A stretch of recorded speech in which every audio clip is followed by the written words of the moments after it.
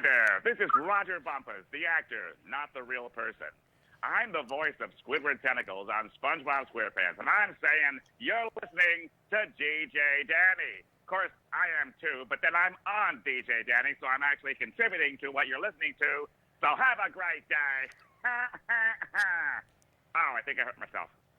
Good evening, everyone. Today is Tuesday, May 5th, 2020. Welcome to the DJ Danny Show on HamiltonRadio.net stream HR2. I'm your host, DJ Danny. Before I get started and introduce my guest, DJ Danny Show is sponsored to you by Smoke and Bacon. Smoke and Bacon Community, a community-based social media platform with over 20 different unique communities and growing.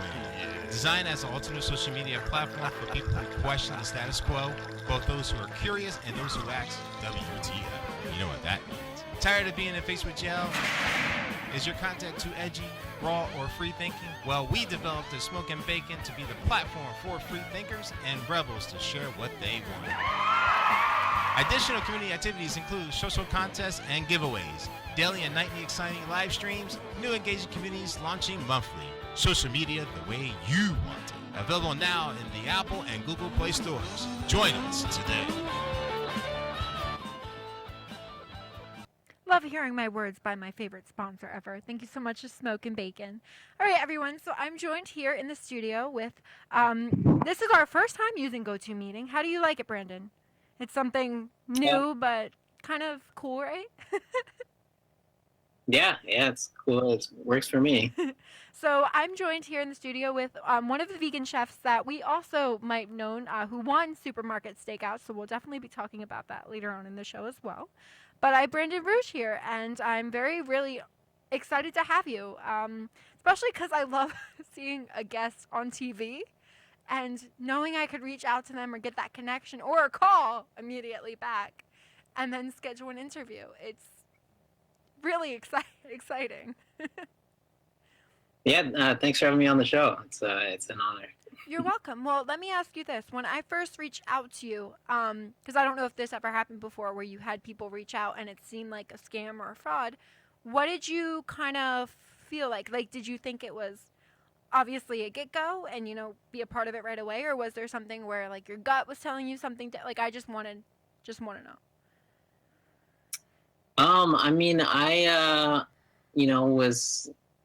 didn't really have any reservations about it, beforehand. So I, when I got your message originally, it seemed like something that would be cool to do, to, talk to you on the show. And, I got good vibes about it. So, kind of just went with it. Definitely didn't really, feel like weirded out or anything. Thanks for reaching out. Good. Well, I'm glad I didn't weird you out because I never was trying to if I did. I don't even remember if I called you first or if I texted you. I totally drew a blank, but I just knew when we got connected, my father, Doc G, was next to me, and he was like, "Is that Brandon?" And I was like, "It is." And he's like, "Is he scheduled?" And I was like, "He is." So we were just, coming back on it and everything. And like I said, it's super exciting to watch just a show on Food Network. Everybody loves Food Network. And see a contestant on there and then have them on your show. So thank you again for being here, Brandon. I wanted to get a little bit started with maybe your past life. So growing up, I know we were talking a little bit off air. You said that you were allergic to a few things, and you turned gluten-free when you were 14. Is that correct? Yeah. So growing up, I didn't have any allergies, and I definitely didn't grow up like vegetarian or vegan or anything. Okay. I started to have it like digestive issues, and like some weird autoimmune issues when I was like 13, and started just kind of with some like cake sores, and like I get like esophageal ulcers, and I would get like weird fevers and kind of just like unexplainable weird symptoms. Was it like canker sores and ulcers in your stomach or like in your mouth? Yeah, stomach, mouth, intestines. Like I had terrible stomach aches. Like my fingernails would always be blue. Oh, okay. Oh my gosh, I never heard of that. Is that a symptom? Oh yeah, well, anemia. I was like anemic for years. Oh, okay. See, I didn't know that. Okay. Continue. Yeah, and then so I got really sick my summer, like after like 8th grade, before starting high school, and went to a ton of doctors, and they, like told me like all types of different things. Like, it's at first I was told that like I couldn't have celiac disease actually because my dad's African American, and they, like, at the time it was believed by some people that like African Americans don't get celiac disease, which is ridiculous. Okay. I don't even think that's a real thing. Maybe it is, like maybe that's their belief, but I've never heard of that. Yeah, well, it's an older belief, I guess, because it's originally was thought that only people with blonde hair and blue eyes get celiac disease, which is definitely like in my family. Like my cousin had celiac before I got diagnosed, and he has blonde hair and blue eyes. Oh, so is it in your genes, do you believe? Like your family genes, kind of? I mean, it's believed that it's like genetically linked, Okay. but I really think it was like stress and environment that kind of triggered it. Okay. But yeah, I mean, so I got diagnosed when I was 14, and I got better. I didn't fully recover to where I was like as healthy as I was before I got sick. Okay. And a few years later, when I was 18, I got diagnosed with Crohn's disease. Oh my gosh, I guess I was 19.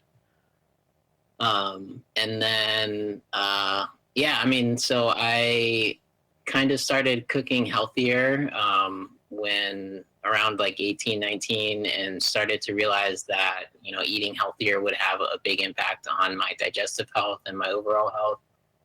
And so that's kind of what got me interested in cooking. And then, yeah, I have spent the last like 10 years doing promotional marketing. And in 2015 and 2016, I went on the road with a couple different brands, just basically going to a different city every week and promoting whatever product I was hired to promote. Okay. Was that food product or? Some of it was, basically food products. Okay. when I was touring, yeah. And one was like a Scotch company, so I was going to like food and wine events. Okay, that sounds like amazing. The Scotch, I mean. Yeah, it was so much fun. Yeah, I love to travel, and I love seeing new places. So I was in a different city every week, but I was eating out every day, and just having celiac disease. I'm like really sensitive to gluten, and I'm also allergic to eggs, dairy, and beef. And so, just eating out, I'd eat stuff that was, supposedly gluten-free, but I would get contaminated with either gluten or eggs or dairy, like pretty common. Yeah. Mm-hmm. And so, yeah, I actually had to quit my job doing promotional marketing, and then I like moved back home and basically just like cleaned up my diet and was on a really strict diet called the specific carbohydrate diet specifically for people with Crohn's disease. What did that consist of? Well, it's basically keto. It's like a paleo, like keto diet. So it's like, fruits, vegetables, no grains, no starches. And I can eat like meat and nuts and stuff. But, this was before I went plant-based. Yeah. And so yeah, I did that and just like really was focused on improving my health and healing my digestive system. And then, so that was 2016 is when I had to quit my job. And then 2017, I got hired by a company called Kite Hill that makes cheese and yogurt from almond milk. So they're like a dairy alternative company. Okay. That sounds actually and so, really yeah, good. Sorry? That sounds actually like a really good company. Like, I don't know if I've ever heard of them, or do they have that in supermarkets, like around the world, like New Jersey or? Yeah, so they're definitely nationwide. They're distributed in Whole Foods is their like main distributor, but now they're in a lot of different stores. I mean, you get them at like Safeway and Kroger and most major grocery stores, and definitely like health food stores and co-ops. But yeah, so they have like they make like a ricotta out of almond milk and a yogurt that's really good and cream cheese. And so, yeah, I worked for them for about a year, and was really just like excited about working for a company that I really believed in their products. Did you get to And taste so, test it as well? Like to be a part of it? Like how did you know that the product was good? Was there a way you could try it as well? It's like working for the oh company yeah, or how did that work?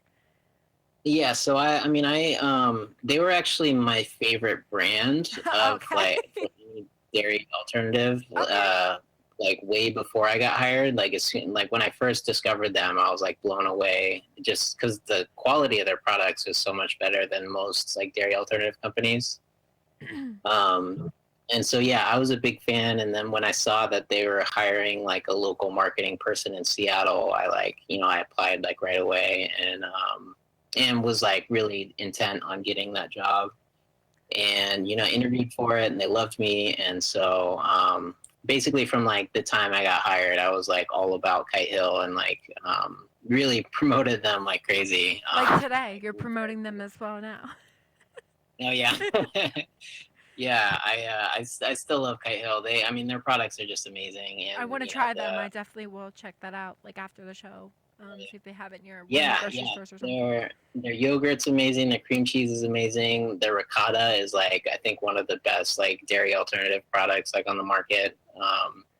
And it actually I kind of developed a recipe for a ricotta like breakfast scramble, and that actually ended up leading to me developing a lot of other recipes with not just almond ricotta, but with like hemp seeds and pumpkin seeds and like cashews and stuff. And so, yeah, Kite Hill actually led to a lot of my like culinary discoveries and really just helped cement my passion in cooking as well.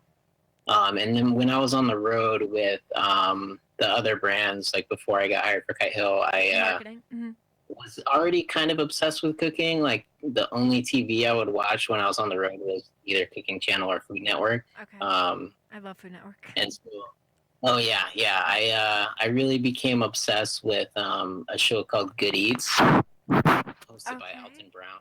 That sounds really familiar. Was that like good options or good food that they show? Yeah, it's kind of everything. I mean, Alton Brown is just like a food scientist and kind of a genius. He's like basically goes into the science behind like why you get different results with different reactions and different ingredients and like the history of stuff, like where it comes from, how it's made, and like why if you're like making whipped cream, like why it's important to use like a stainless steel bowl because it like has a different effect on the molecular structure of the foam, essentially. Stuff like that, where it's like really in depth, like science stuff. Yeah, I was gonna say definitely. Yeah, definitely sounds like science, and you sound like a science major for repeating that allegedly. Yeah. So I mean, I'm like I'll just spend hours in the kitchen and like try different things, and so I've developed a lot of recipes that I've more recently started to share, but like I make a quiche, for example, with hemp seeds and cashews instead of eggs. Okay, when can I try your stuff? You have to ship it out to me.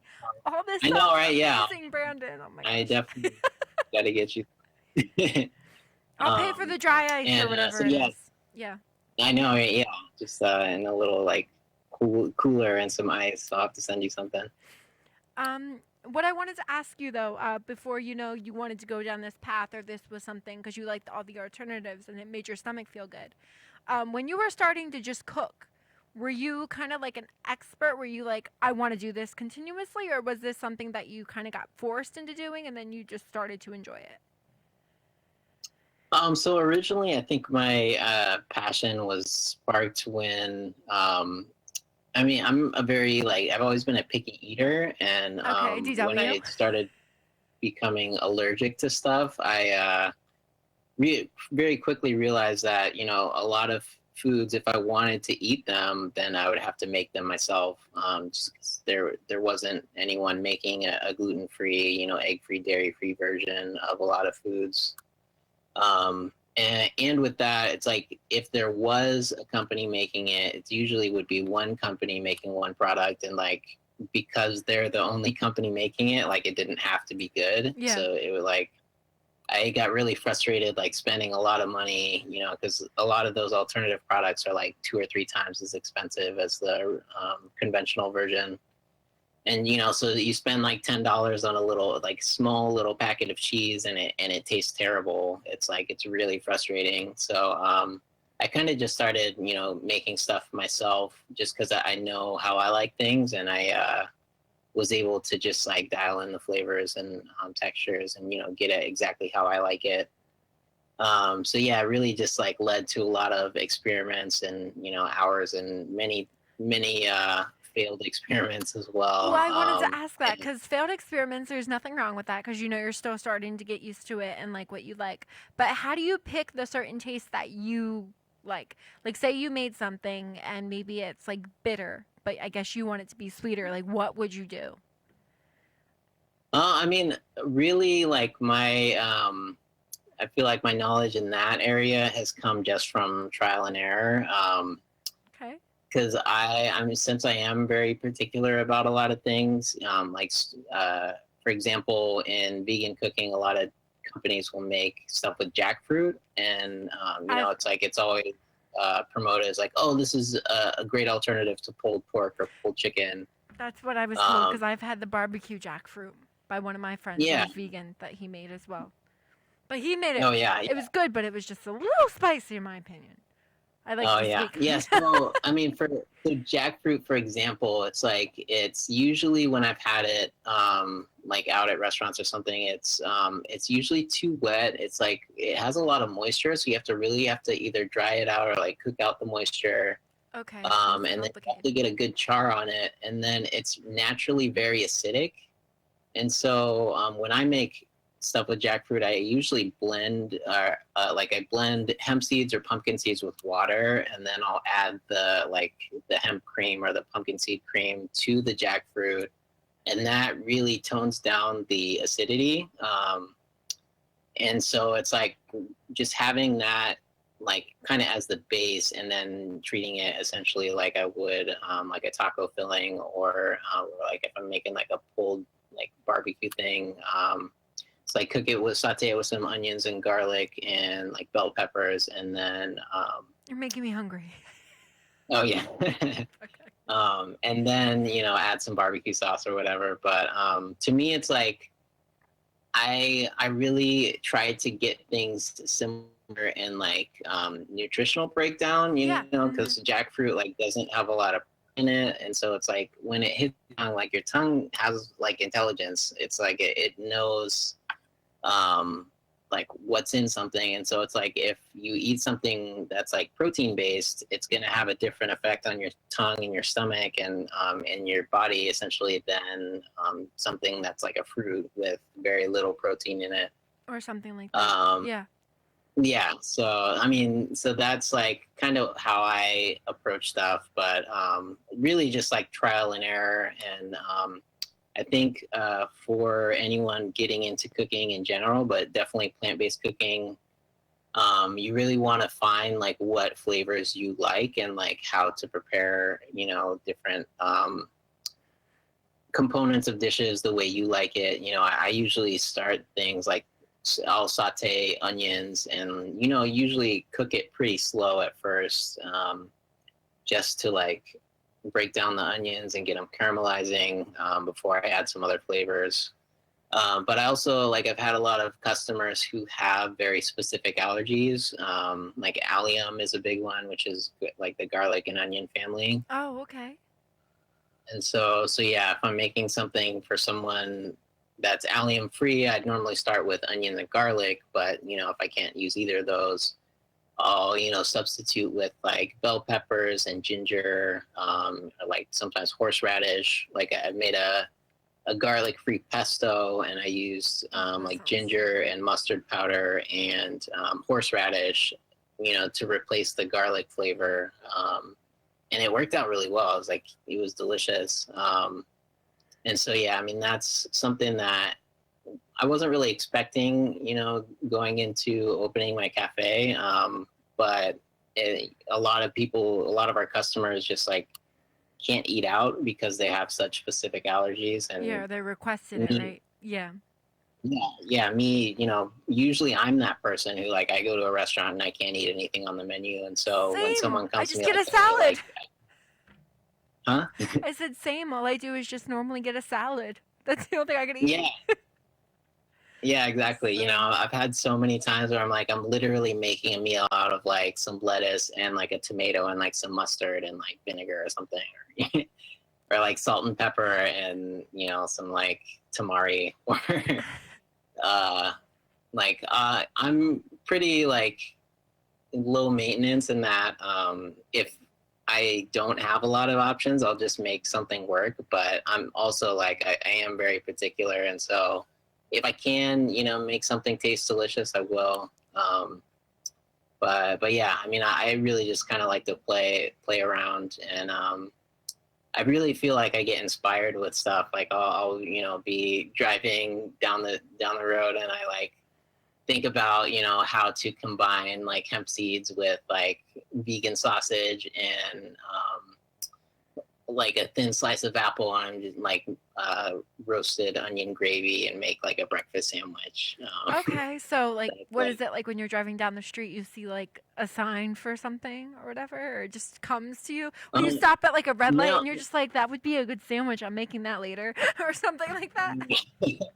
Well, I mean, I meditate pretty often, and so like a lot of times I'll like get an idea like, oh, I want to make a breakfast sandwich, and then so I'll like I'm like put the idea that I'm gonna make a great breakfast sandwich, and then kind of just let it go, and then it'll be randomly like hours later, maybe I'm like taking a shower, or, like driving down the road, or like grocery shopping, and then like stuff will kind of just like come to me. Like I don't necessarily get triggered by something I see. It's just like stuff just like pops into my head. There's nothing wrong with that. I wanted to ask yeah. you though, when you first got into this with all the experimenting and everything, was it there research that you did? Like, how did you know a lot of these ingredients mixed and matched? I know you said a lot of them were like different tasting. Like, did you have to throw a lot of stuff away you made and then like had to recook it? Like, what exactly was your trials and tribulations here, throughout this process? I'm just interested to hear.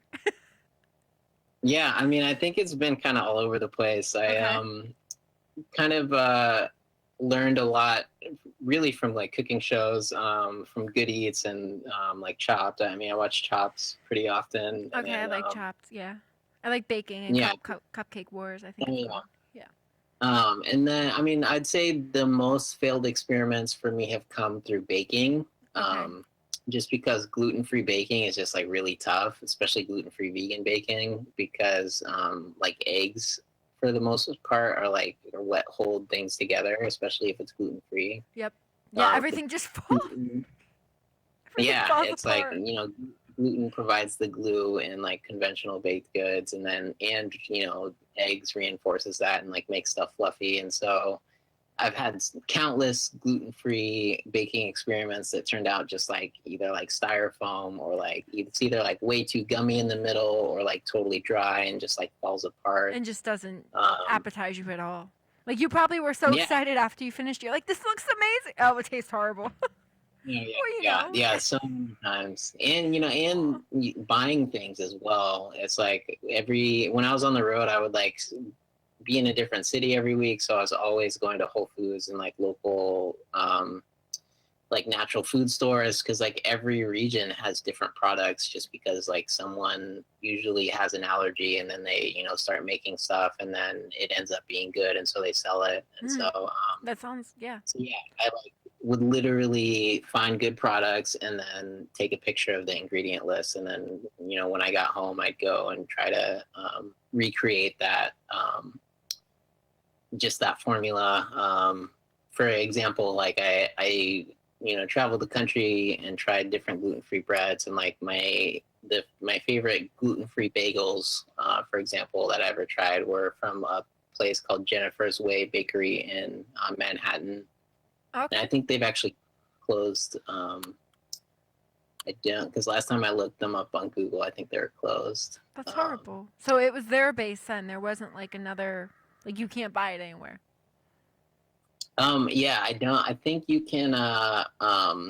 I think they sell like mixes you can order online and get them shipped to you. Okay. But yeah, I mean, like bagels, for example, are like something that are really hard to do good. And so there's a lot of like mediocre and, subpar bagels out there I love that are bagels. gluten free. Yeah, it's hard. And so yeah, I'm like, I was, kind of just obsessed with finding good products and kind of also had it in the back of my mind that at some point I wanted to like start a food company or open a cafe. And so I think just, having that in my mind that I would want to share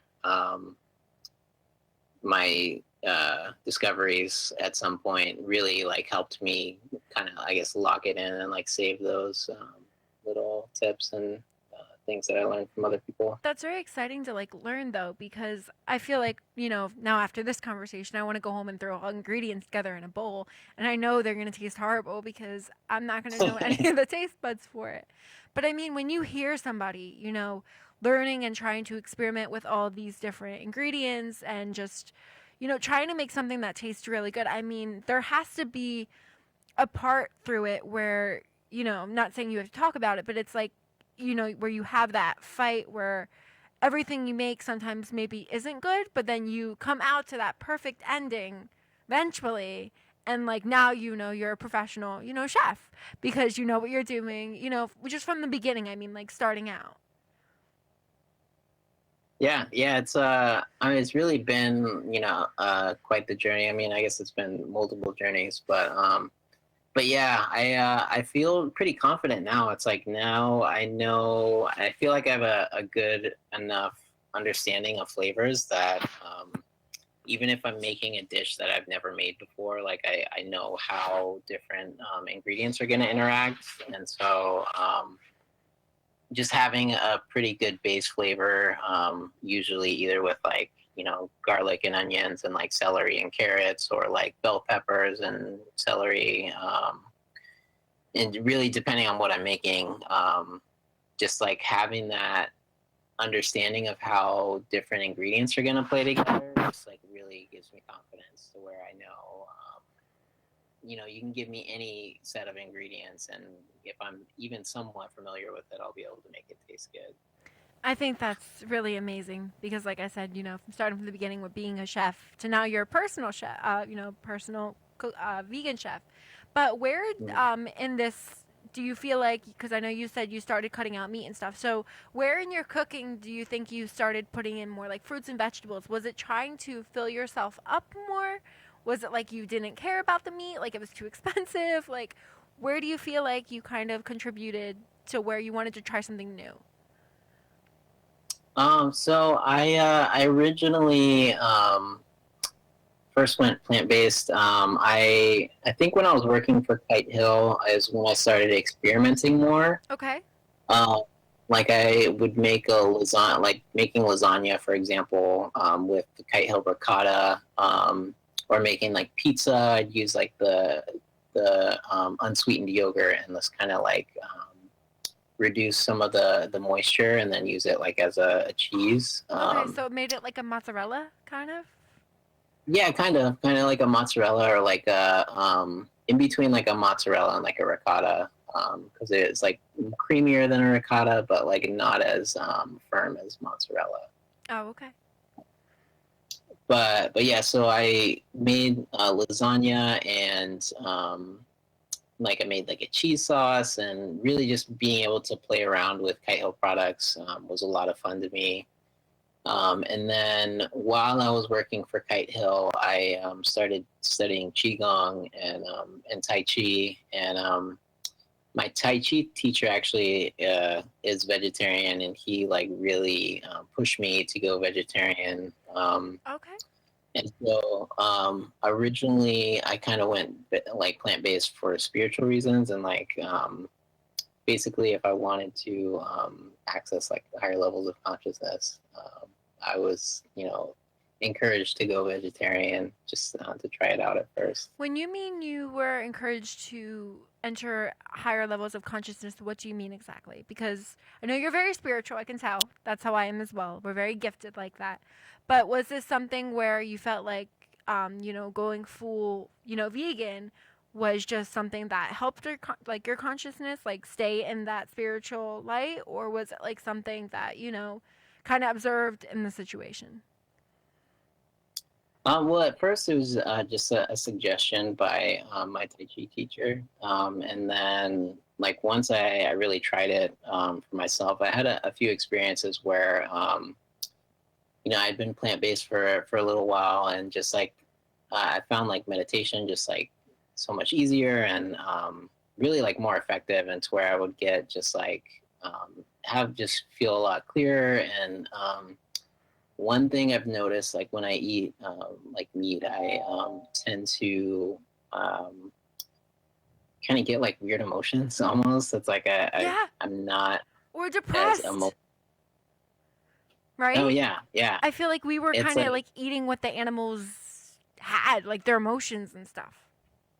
yeah, yeah. And actually, so the best like teacher I've ever found who's explained it is Sadhguru, who he kind of says that if you're gonna eat meat, you should eat like animals that are as far away from you as possible on the like evolutionary scale, because when you eat like animals, you digest some of their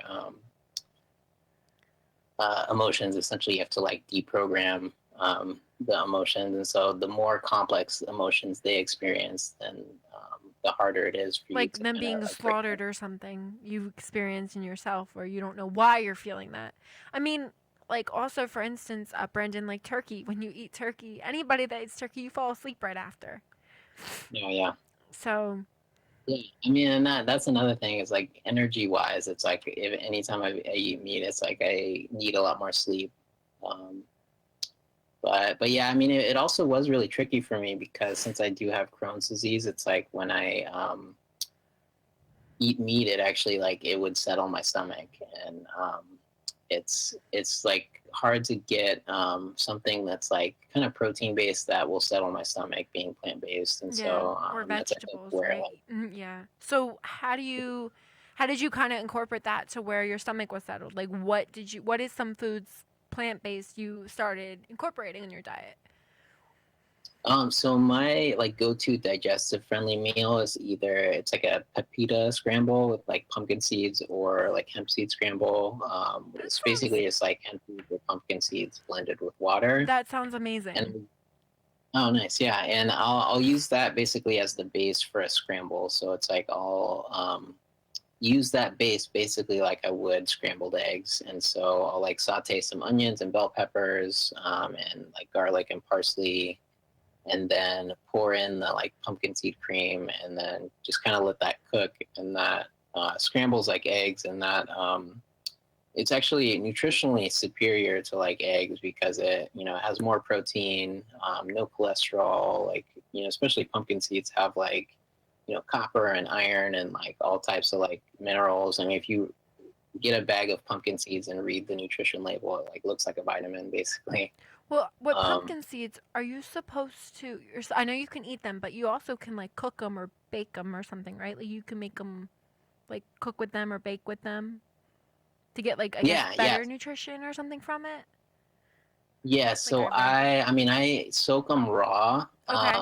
in water for like at least 4 hours, and then I'll rinse them and then blend them in just like a Vitamix with filtered water, and then that's like basically a base, and so that I cook um, either scramble like eggs, or you can also make ricotta out of it. It's like the same process as making dairy ricotta. You like heat the pumpkin seed cream or hemp seed cream up to 170 degrees, and then add an acid like lemon juice or like cream of tartar, and then it essentially curdles, and then you put that in like a strainer with a cheesecloth, and it drains out the liquid, and then so you're left with the ricotta. And so that I'll use in like lasagna, or I've also made like cheesecake with it. And so yeah, it's like you can either, I mean, it's usually better to cook it, I mean, flavor wise, but I'll also use that as like a base for like a cheese sauce or like a I'll do hemp seeds or cashews that I cashews. soak in water and then blend them and add like roasted garlic or like a roasted red pepper, and just to make like a sauce. And so that, and then I'll add some like apple cider vinegar or like lemon juice. And yeah, it just makes like an awesome like crema that goes like great on tacos, or I'll put it on the breakfast scrambles, or really pretty much anything savory. Now, question: when you're soaking the seeds, because I know you said you're making them raw, is that because you don't want the seasoning on them? Like you don't want the, I guess, like salt or unsalted? Like what does that do?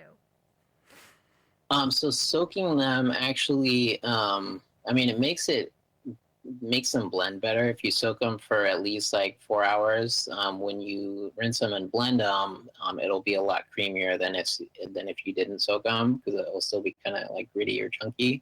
Okay. And then it also pulls out some enzyme inhibitors, so it makes the seeds easier to digest.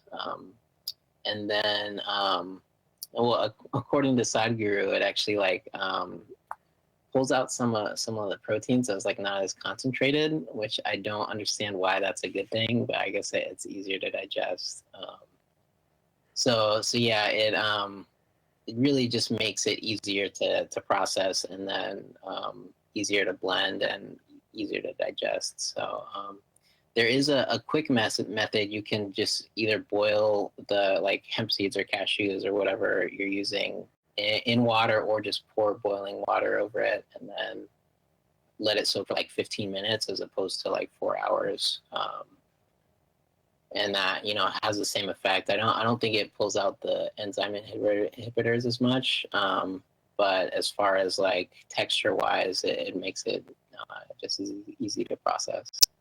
That sounds really good, though. I know we have a lot of seeds at home, and my mom always says to soak them. So when you soak them, do you just put them in water? Like, do you need to do anything else, or?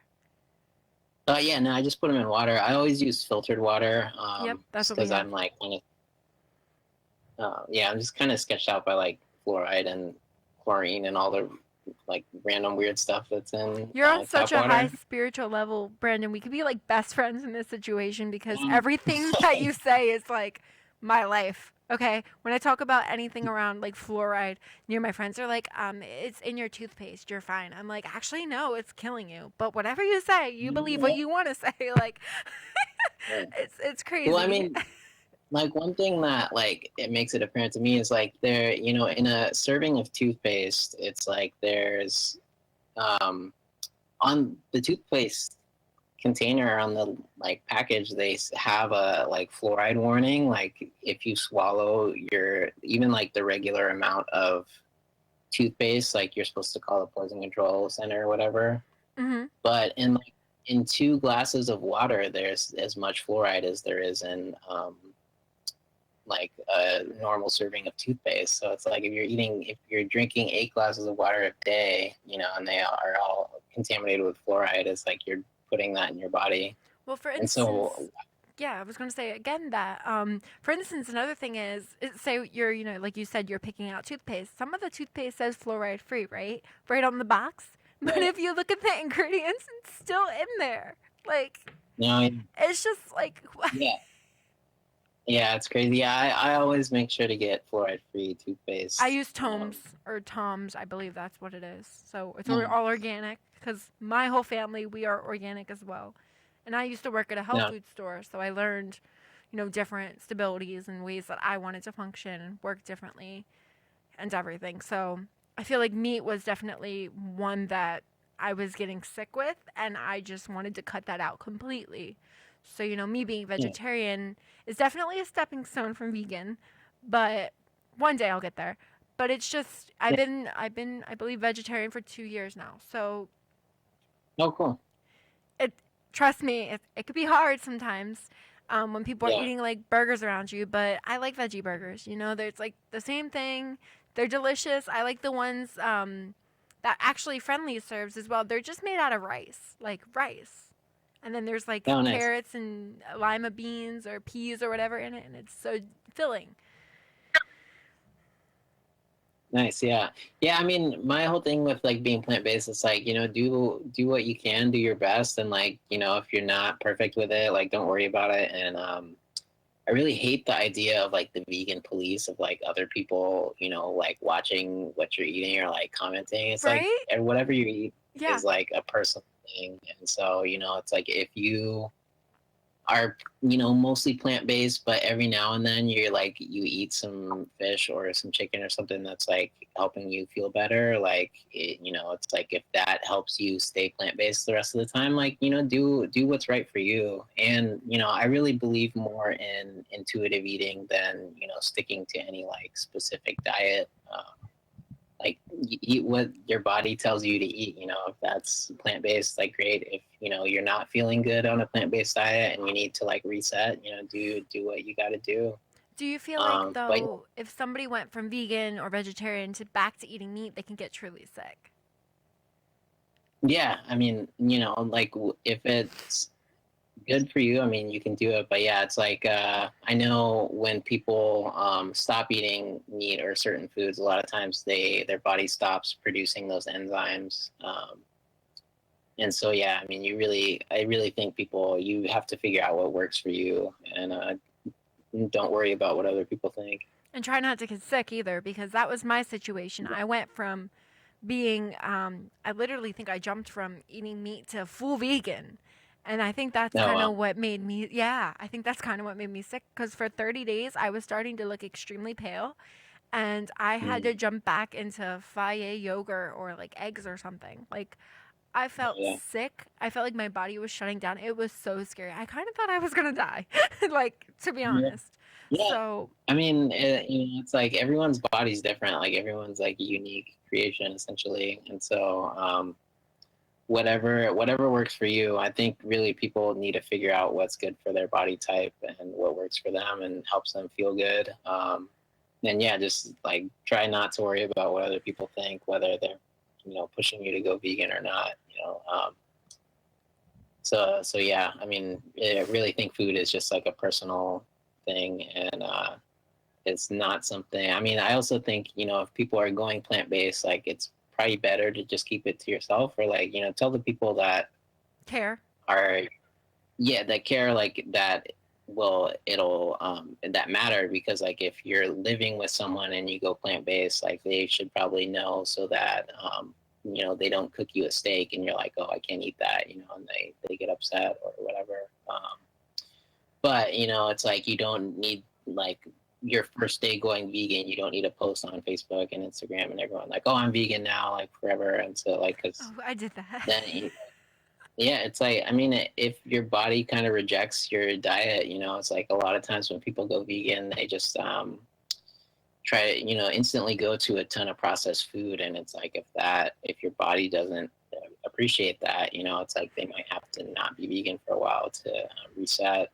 And so, I mean, it's really about like what works for your body, whether that's plant-based or not. I think it's really like a personal thing, and you just got to figure it out for yourself.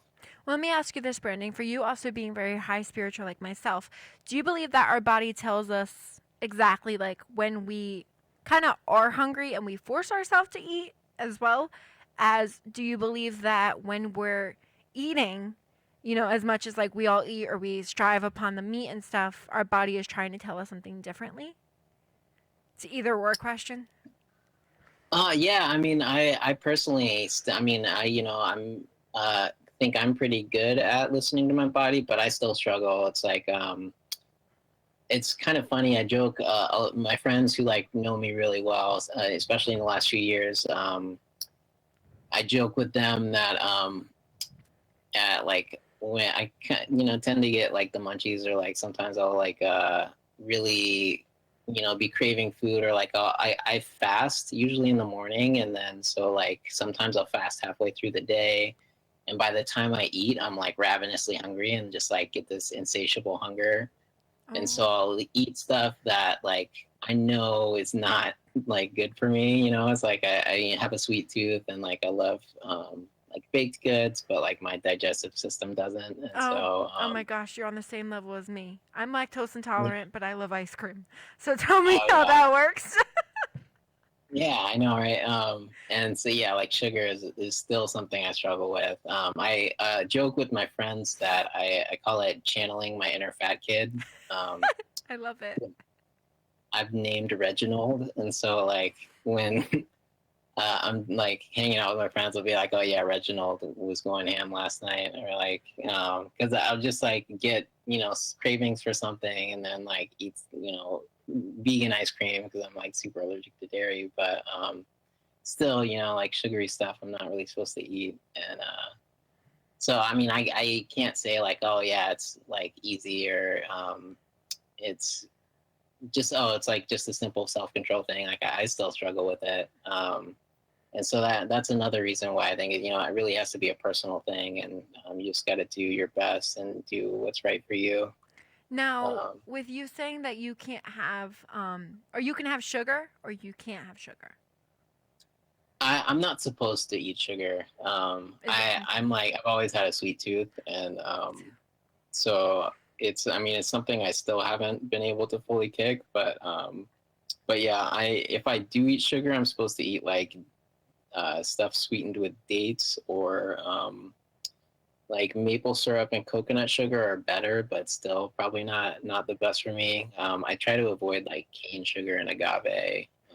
What about stevia? Have you baked Stevia? with stevia? Actually, me personally, stevia like just wrecks my stomach. My stomach will just bubbles for like days anytime I eat stevia. Really? I think that's, oh my God, that might be the same with me then. I didn't know what it was. Oh, that's funny because yeah, I have a number of friends who like swear by stevia. That's like their go-to sweetener in it. Yes, my best friend. Yes. But it makes my stomach just hurt, and I thought it was like lactose problems. I mean, I still have that, but it's like, it feels like indigestion, right? Like bubbles or something. Yeah, and yeah, just bubbles incessantly, and monk fruit is actually really bad for me too. But like I have a lot of friends who have similar digestive issues to me, and they do fine with both of those. So yeah, it's really how we were just born, like I guess. Yeah, exactly. I think it's it has something to do with how we were born, I guess, because some other people can tolerate it and we can't. So.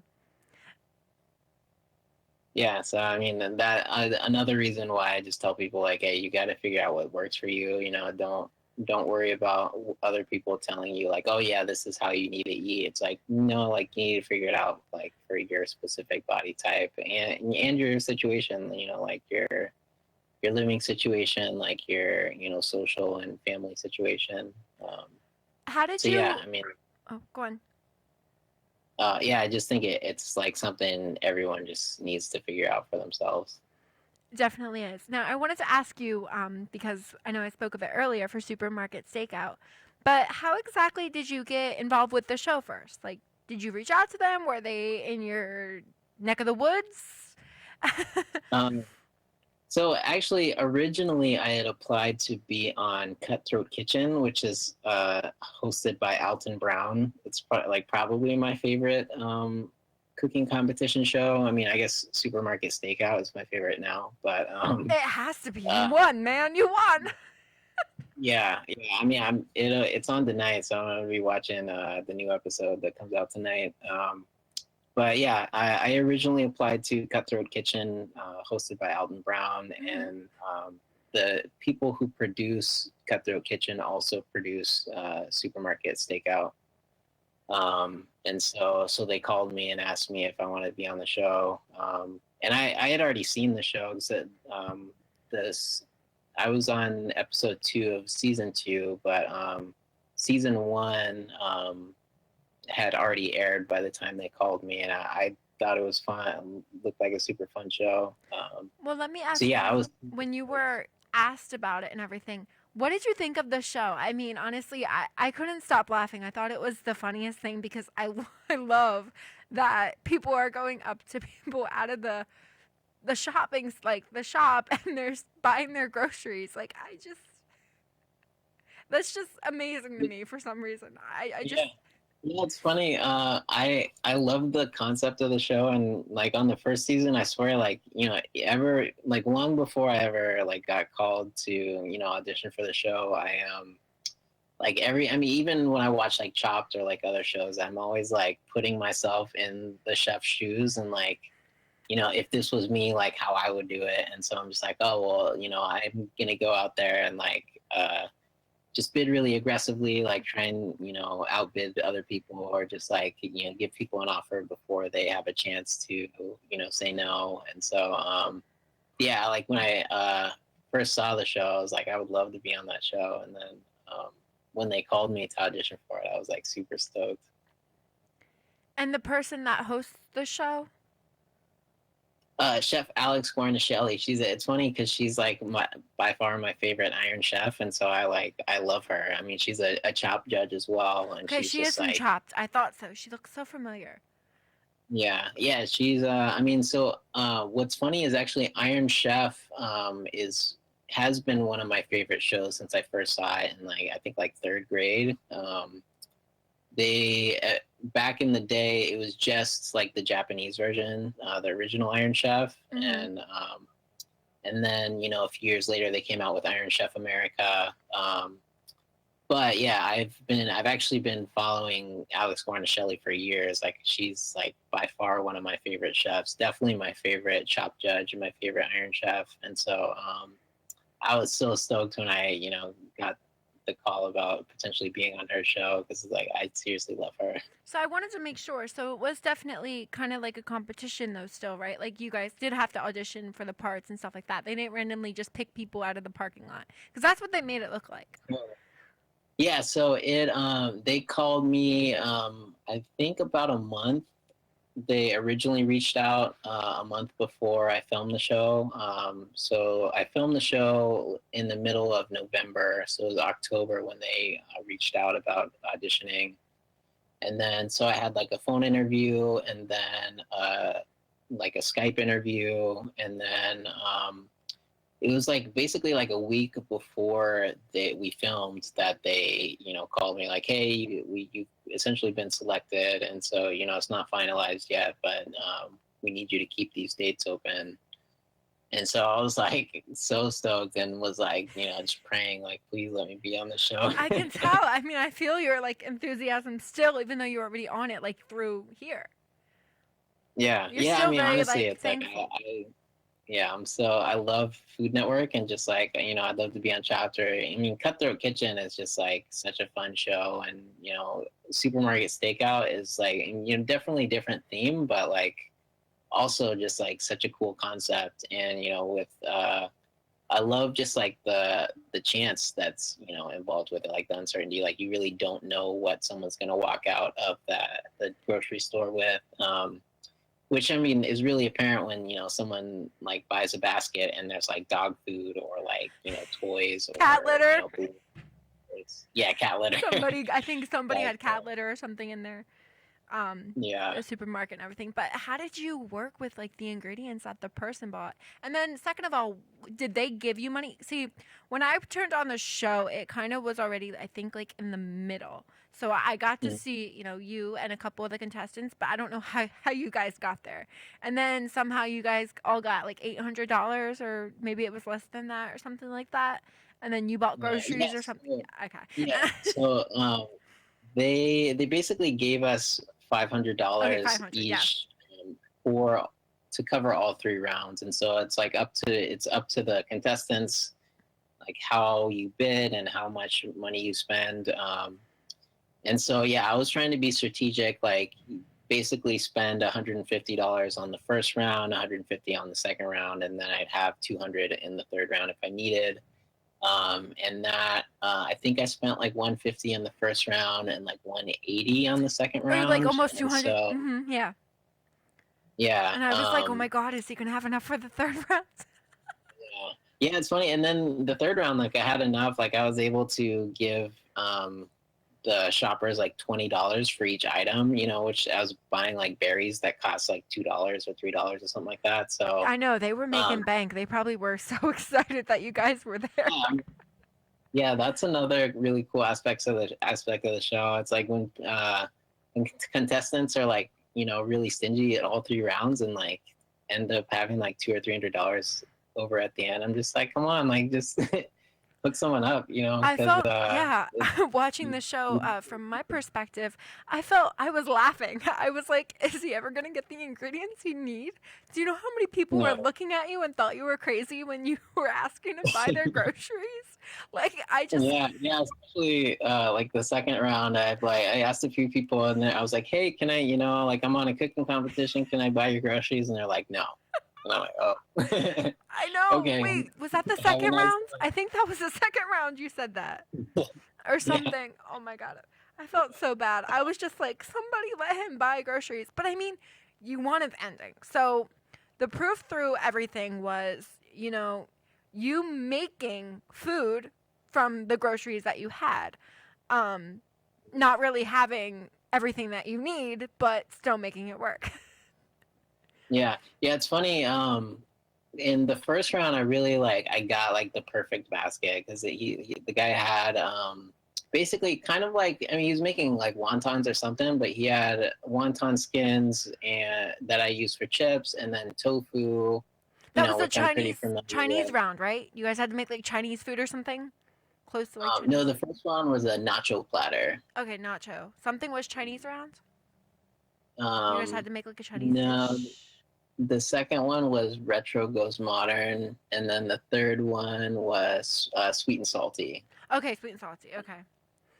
But yeah, so I made like I used the wontons as like chips, and then made a tofu scramble, and then made a cheese sauce with the almond milk and like, you know, some like onion and garlic powder, and he had cilantro and like carrots and endive, and so I like shaved some endive and kale and like threw that in the fryer and make kale chips.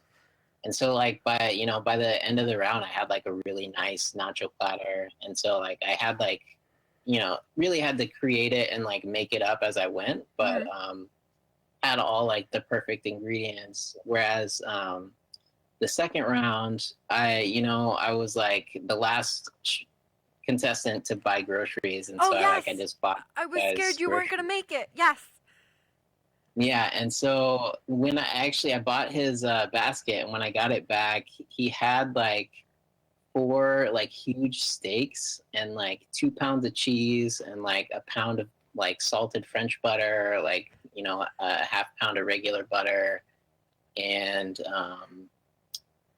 some like basically just like a ton of, you know, stuff that I you know wasn't gonna That use, you couldn't use. Yeah. and so yeah, I ended up literally just throwing out like four steaks and 2 pounds of butter and like all the cheese and all that stuff. And so I was like really not even sure what I was gonna make because I just had pistachios and some bread and like green onions and cucumbers.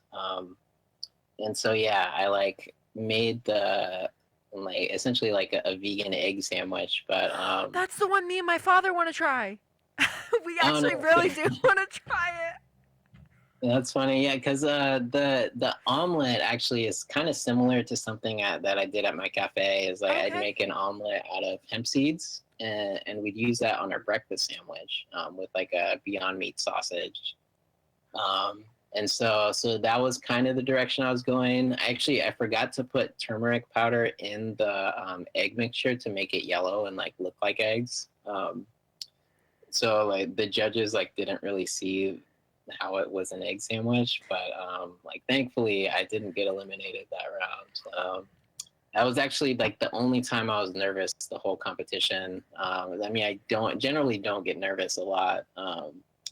And so I wasn't nervous at all in the first round. And then after the second round, when they were judging and like eliminating someone, that was like the one time I was nervous because I thought, you know, my dish definitely wasn't the best of the round. And so I was like a little bit afraid that, you know, I was going to get eliminated. Yeah, I was Yeah. scared for you too. That's why I said as soon as you won, I was like, Dad, look for him. What's his number? And then I contacted you, and I think I literally was like, I just saw you win on Supermarket Stakeout. I'd love to have you on my radio show, and you know all that amazing stuff to tell someone. Yeah. And so I was like stoked. Yeah, I've had so many people reach out on, Instagram and Facebook, and I'm getting like all types of Facebook requests and like friend requests from people I don't know, which is kind of funny.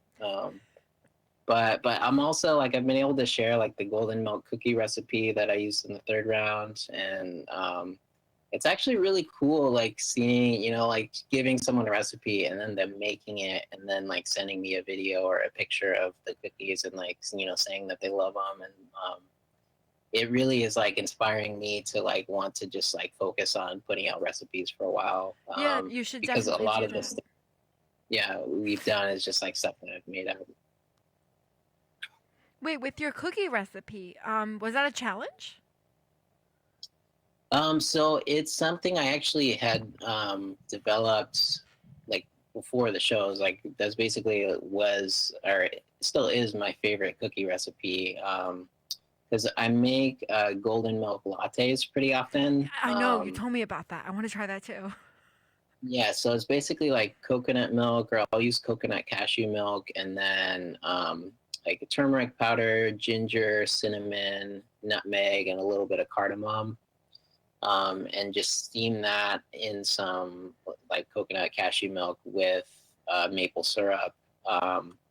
And it's anti-inflammatory because it has a ton of turmeric in it. And then, so I basically turn that into a cookie recipe where I use the same spices and just blended it into like a gluten-free flour base with some sugar or coconut sugar. How do you do without coconut? Because I'm allergic. Oh yeah, so it's the recipe is actually up on my website, chefbrandonrouge.com. And if you can't do coconut, you can just sub I use coconut milk in the recipe, but you can just sub that with water or another like nut milk. Almonds? And then, yeah, almond works great. And then instead of coconut sugar, just use whatever kind of sweetener you prefer. Domino. But yeah, I mean, I created the recipe essentially just how I would at the cafe, except for I didn't have coconut milk, so I just used like water and oil. And then it's not a very sweet recipe. Like since I have digestive issues, I tend to not use a lot of sugar, and so I just made the recipe like as it is. Instead of using gluten-free flour, I used wheat flour because that's what was available. And it was funny because the judges, like one of their comment was that the cookies weren't sweet enough, and it's funny because it's like that. I understand like for a traditional cookie, they're like really not very sweet. But I mean that's kind of how they're supposed to be made. But if I were to make them again for a competition, I'd definitely up the sugar. And so people, even on the recipe on my website, I say, if you like sweeter cookies, you can add extra sugar. Like a whole box. Yeah. Yeah. No. And it's because honestly, I almost maybe should have called them golden milk biscuits because they're like not super sweet like cookies. I still like the sound of it, and I think what you should do, because a lot of people might not know about this recipe. I think, are you on TikTok? I started a TikTok account, but I haven't yet to post anything yet. Okay, I'm waiting for you to. But you should do a TikTok where you kind of make it like you're making it, but then have it already done because it's only 15 seconds or 60 seconds. Make it like a challenge. Make it like people can make your recipe, and they could duet your video. There's so much cooking on TikTok, man. You will get 100% more exposure. Oh, cool. Maybe you can help me with my TikTok game because I'm quite the novice at this point. My one friend who was just on my show the following week, she was actually in Degrassi. Her name is Soma Chaya. She's also a vegan. I just spent a Skype call with her all last night where we were doing a TikTok dance. She posted it. Now I have to duet it when I go home. So I can help you with TikTok, cool. Sure. Yeah, please do. Yeah, it's funny. I literally just found out about TikTok like 3 months ago. It's spiking. It is like the views are flying up. Jump on it before they want to start charging people. I mean, They don't want to, but if everybody joins, eventually they're going to want to charge a membership fee. So you want to jump on it before you have to pay anything. Yeah, no, I started an account. Actually, I was kind of surprised because on almost every social media like platform, I've been able to get Brandon Rouge, like just Everywhere? straight Brandon Rouge Or Chef username, Brandon but Rouge, yeah. someone had already taken it. What's your TikTok? So yeah, I think I am Chef Brandon Rouge. Okay. Nothing wrong with that. That's a way to brand yourself on TikTok. Yeah. Now we can see you do some dances with some cooking. Yeah. So yeah, I'll have to. It's funny. My cousin is the one who told me about it. I was like, "What's TikTok?" And he was like, "What?" I'm like, "I don't know. I guess I'm getting older because I'm not up on all the hip social media stuff." Well, that's why I'm here. That's why I'm here to interview you and to give you ideas for your next steps and to see you grow successfully. Yeah, well, thank you. Yeah, I'll definitely exposure. be hitting you up for some TikTok advice, or like maybe you can check my videos and tell me what I'm doing. Well, I'll follow you as soon as you send me your information, or if you text me it, that's fine. Yeah, keep me updated. Yeah. Hit me up on text. That's fine. I respond to text quicker than anything, anyways. It's the best response than a call sometimes. But, yeah, me too. I also wanted to mention something because I know we wanted to talk about your website, which we will, but for some reason I've been having like a slight idea on your website. You should have some type of trivia, okay, on like the front page or the first page where people maybe, I don't know, you could say like it fits the person, whoever it is.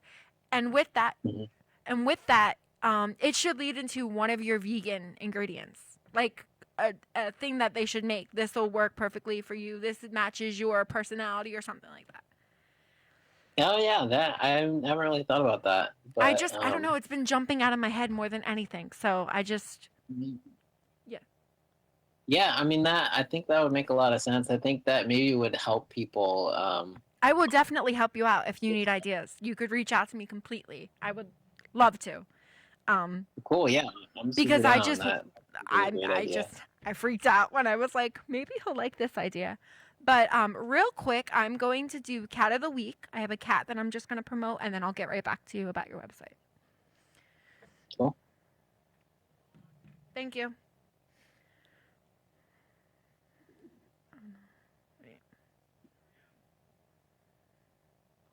This is Train, and a new segment on the DJ DANI Show is Cats of the Week. 'Cause I was born in the wild. Today on Cat of the Week, we have Puppy Kitty New York City. I have, for the week of May 5th, General Lee and Patches. General Lee will definitely win your heart over. Don't let his name fool you. He is a big mush with a cute meow.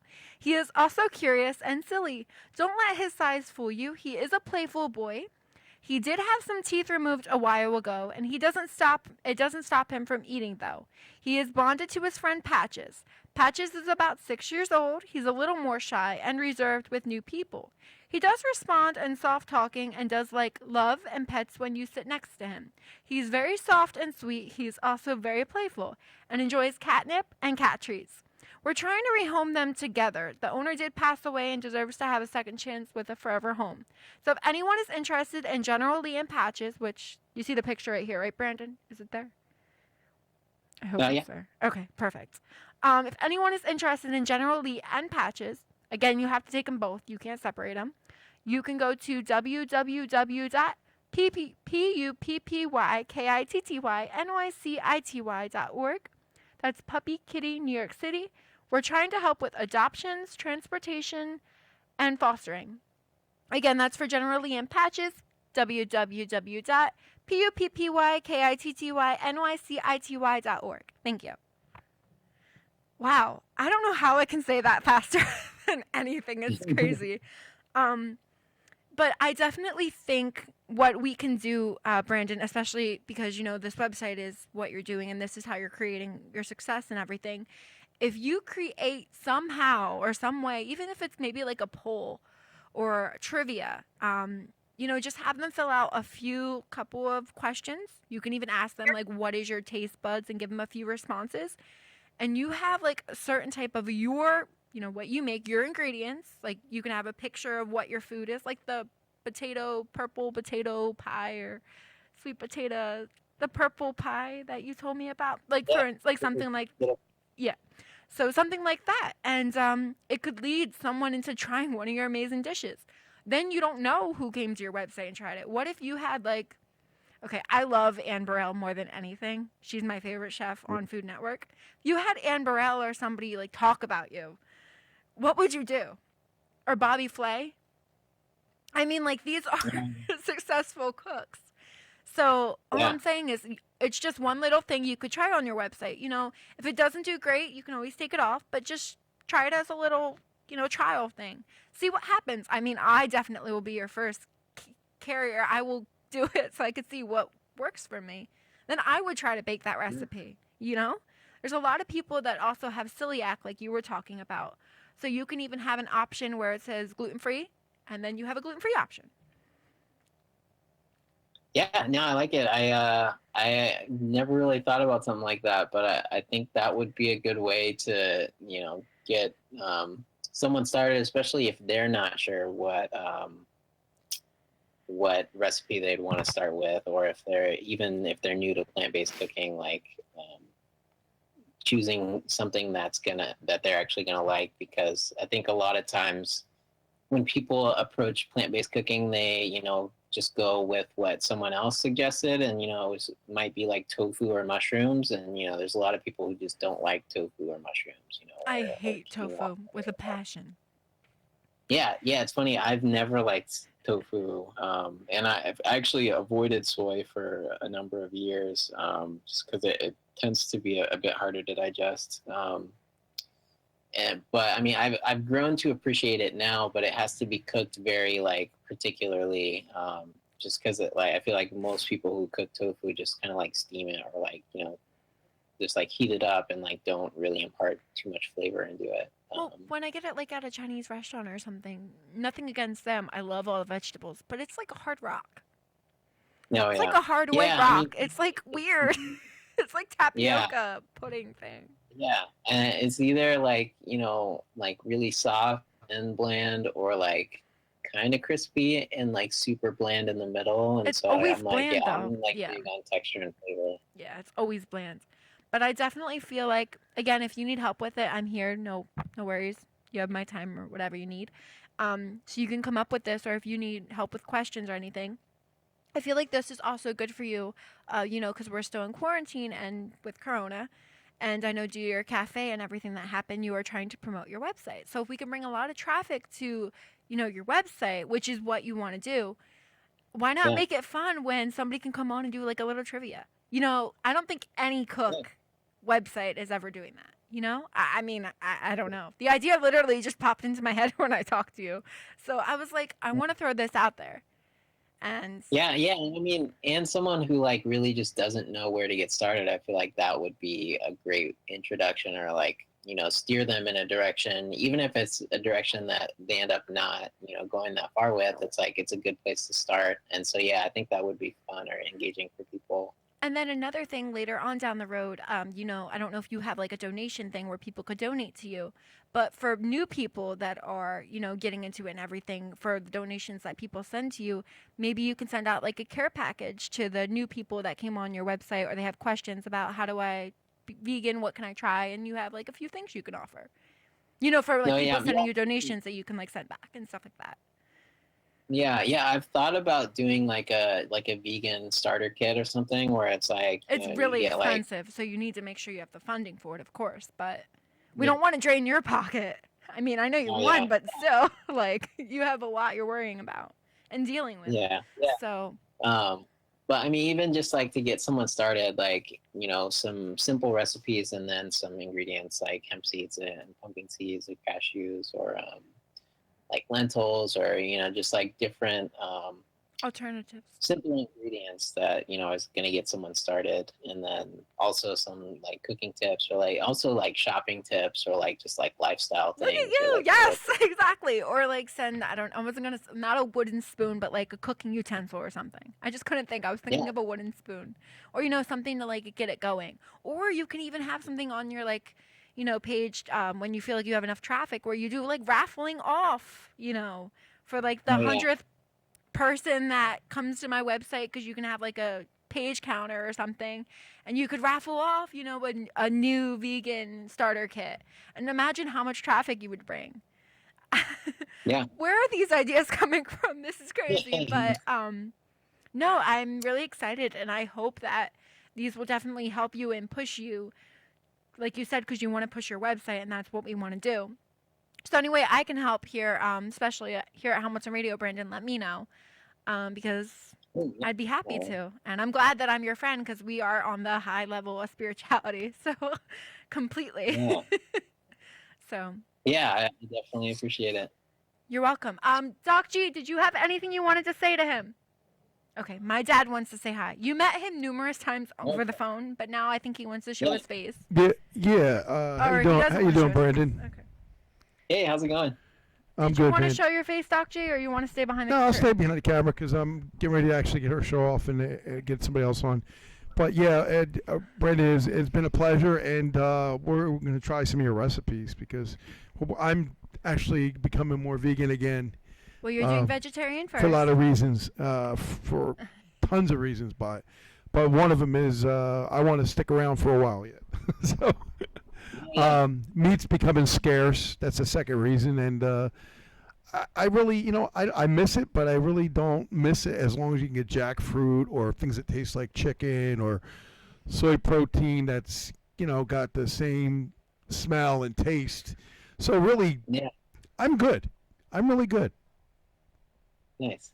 Yeah, I mean, there's a lot of really great alternatives. Like Beyond Meat is like one of my favorite brands. Yeah, Kite Hill has some really good stuff. And then even like traveling a bit, I've tried some like meat alternatives that are just like at least as good as the real thing. Like there's a restaurant in Tokyo called Ensoft. It's like a group, but they make this stuff, like it's called deep fried veggie meat, which is kind of a funny name. But in Japan, right? In Tokyo, yeah, it's like better than any chicken nugget like I've ever had in my life. Deep it's fried seriously so chicken? good. No, deep fried veggie meat? Okay. And then like there's this place called Flying Falafel in San Francisco that makes like just like a vegan chicken that's like super good too. And then like Beyond Meat sausage is like one of my go-tos as well. But yeah, I also like try to stick to more like whole food stuff just because my body doesn't really like too much processed foods. Daddy, you want to tell me Yeah, about one other question, then I'll let you go. So do you see yourself maybe aspiring into something like maybe manufacturing a product that is your own? Wow. And maybe a question. food product that everybody could eat, whether you're a meat lover or a non-meat lover, because I think it's a perfect time to do that right now. We're going into the age of not a lot of meat, diseased meat. Yeah. And if you can give the people the taste of what it's supposed to be like, I think it'd be a winner. Yeah, so I mean, I've definitely been planning that, and I don't know exactly what it's going to look like, but yeah, starting a food company is something I've wanted to do for years, and even like when I was traveling, I got to try a lot of different places and different things. So yeah, I'm not exactly sure when I'll be doing that, but yeah, sometime by the end of the year, I'm sure I'll start a company. Oh, cool. Because I watch a lot of Shark Tank, and I have a lot of friends that are sharks, like Larry Grenier and Damon John and stuff like that. So if you need help with startup, or what you're looking for, and they decide to, come aboard, you never know where it could go.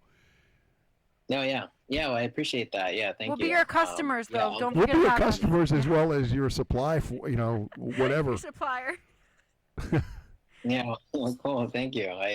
I'll definitely be pursuing that sometime soon. Well, very cool. Thank you again so much, Brandon. Great having you here. Keep in touch. Again, you have my number, so text me if you have any questions or ideas that you came up with as well, or ways you want to like push everything or manifest it. I don't know if you're a big manifestation. That's what I do. Yeah, definitely. All I do. Yeah, a lot of Yes. So, again, thank you so much. Loved having you. Stay in touch, and can't wait for more success to happen. Thank you so much. Yes. Thank you so much. Yeah, thank you. All right. Bye, Brandon. Have a good night, guys. Yeah, you too. Yeah, great talking to you. Yes. Text me whenever you want. All right, I will. Thank you. You're welcome. All right. Bye, guys. All right, bye. Okay, I think we're clear now, guys. Have a good day. Thanks, Brandon. Have a